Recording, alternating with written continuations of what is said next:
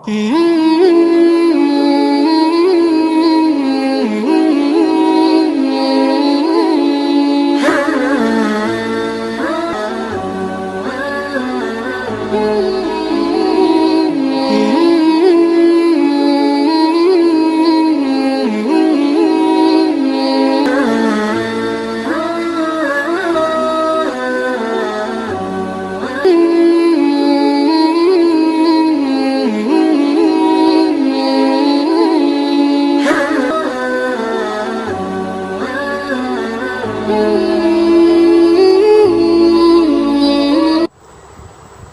ناظرین، میں اس وقت موجود ہوں تونسہ شریف کی مشہور اور معروف شخصیت حضرت مولانا عبدالرؤف تونسوی صاحب کے ساتھ، جو آنے والی فضیلت، رحمت اور برکت والی رات ہے، یعنی شب برات، اس کے مسائل اور فضائل پر گفتگو فرمائیں گے۔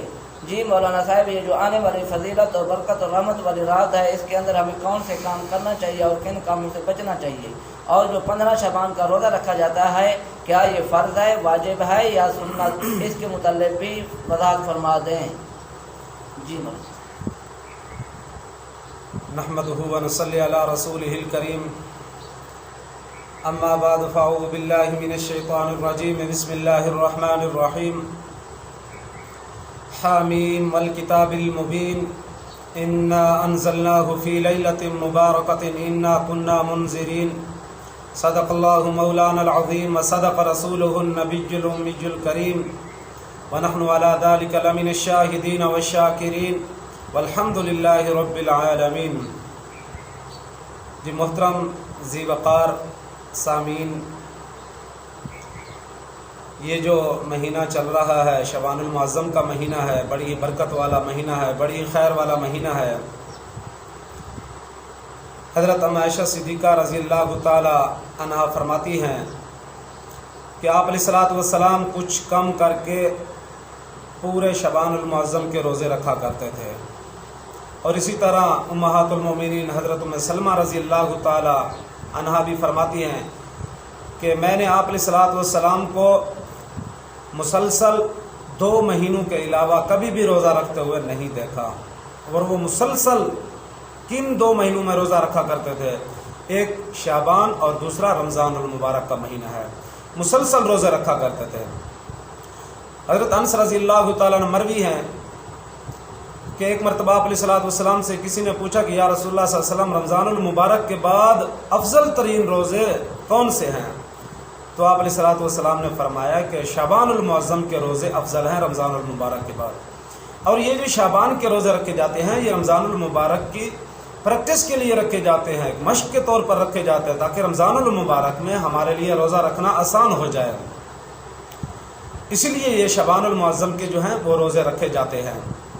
تو اللہ رب العزت نے قرآن مقدس کے اندر فرمایا کہ حامیم والکتاب المبین، قسم ہے کھلم کھلا کتاب کی، انا انزلناہ فی لیلۃ مبارکہ، بے شک ارادہ کیا ہم نے اس قرآن مقدس کو نازل کرنے کا، فی لیلۃ مبارکۃ، اس برکت والی رات میں، انا کنا منذرین، بے شک ہم ہی آگاہ کرنے والے تھے۔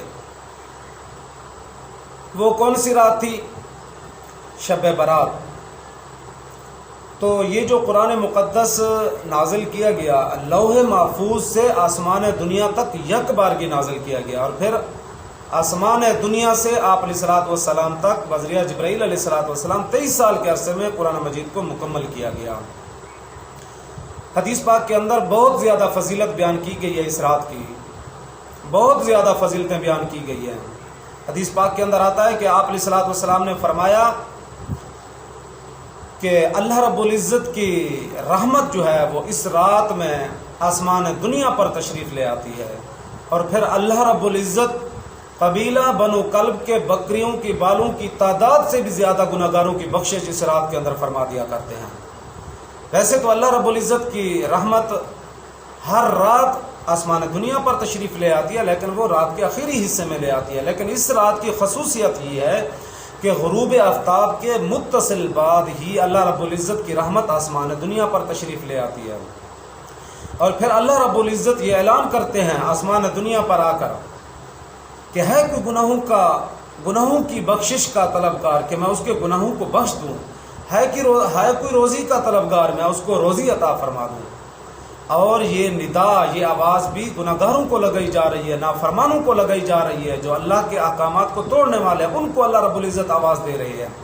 جیسے کوئی بچہ ہوتا ہے، اگر والد کی نافرمانی کر لیتا ہے تو والد کے سامنے آتے ہوئے ڈرتا ہے۔ کوئی مرید پیر کے سامنے آتے ہوئے ہچکچاتا ہے، ڈرتا ہے، خوف کھاتا ہے کہ میں نے اس کی نافرمانی کی، اب میں کس منہ سے پیر صاحب کے سامنے پیش ہوں گا، تو یہ بندہ بھی نافرمان ہے۔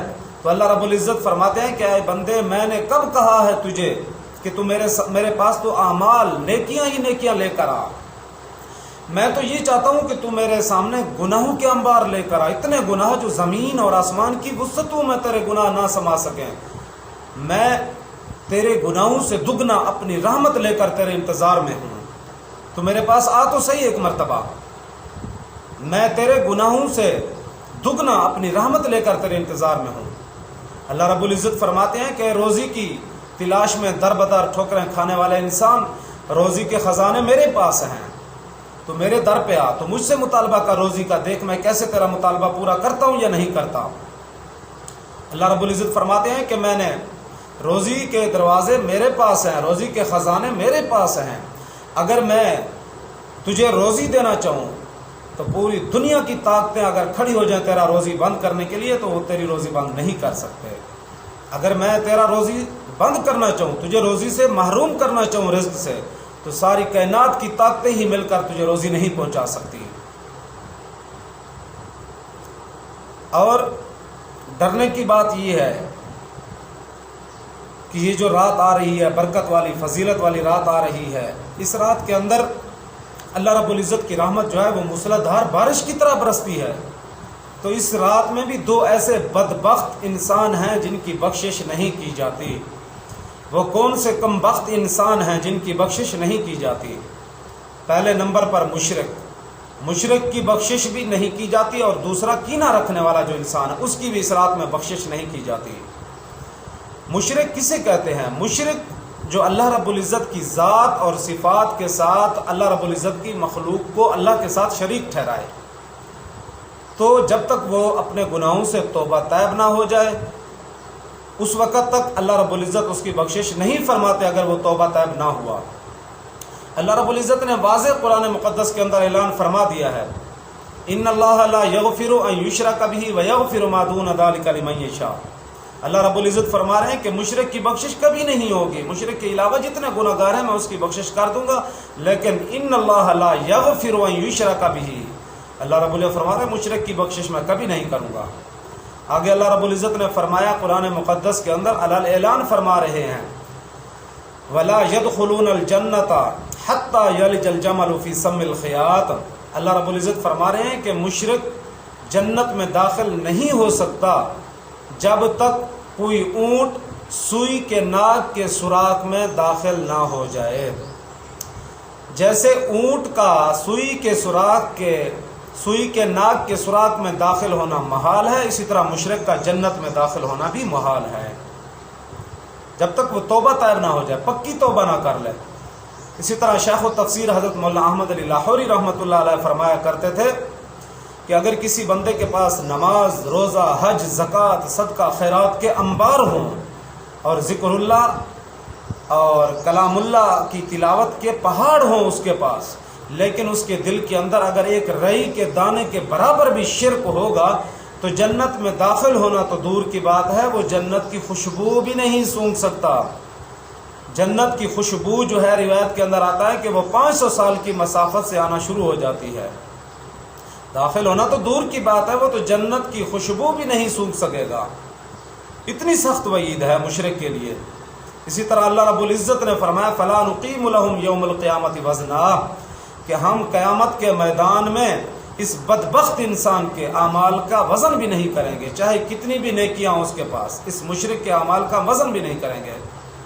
اور اسی طرح ایک کینہ رکھنے والا انسان ہے، مشرک کی بھی اللہ رب العزت بخشش نہیں فرمائیں گے، اور کینہ رکھنے والے انسان کی بھی اللہ رب العزت کبھی بھی بخشش نہیں فرمائیں گے۔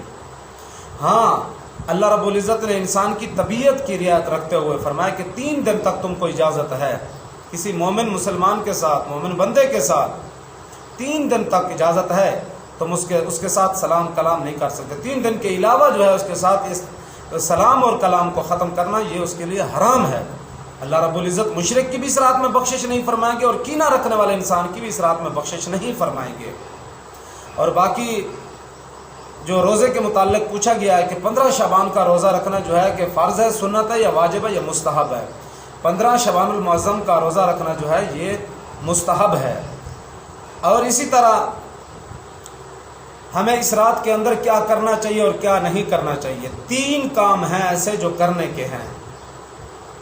2 کام جو ہیں وہ قولی حدیث سے ثابت ہیں اور 1 کام جو ہے وہ فعلی حدیث سے ثابت ہے۔